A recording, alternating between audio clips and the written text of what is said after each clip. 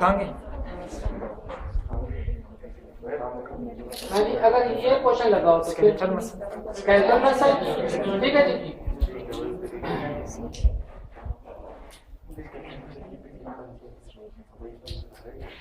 नहीं, एक ही स्लाइड से मुख्तलिफ चीजें बन सकती है ना, जो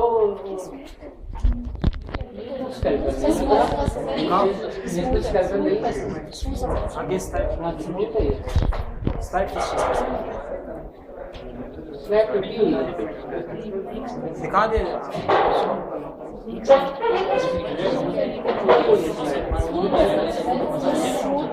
स्मूथ मसल है। ये दूसरा नहीं वही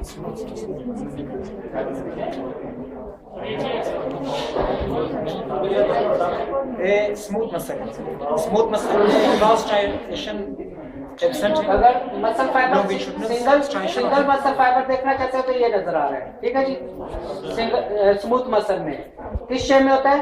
स्पिंडल शेप, न्यूक्लियस सेंटर में और सिंगल न्यूक्लियस, ठीक है जी।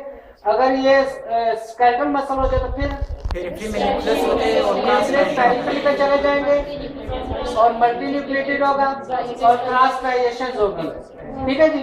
अगर कार्डियक हो जाए तो यही मसल फाइबर ब्रांच भी हो जाएगा और इंटरक्लेटेड, जहाँ पे वो ब्रांच आपस में मिलेंगी एक डार्क एरिया पैदा होगा, वो क्या कहलाएगा? इंटरक्लेटेड डिस्क।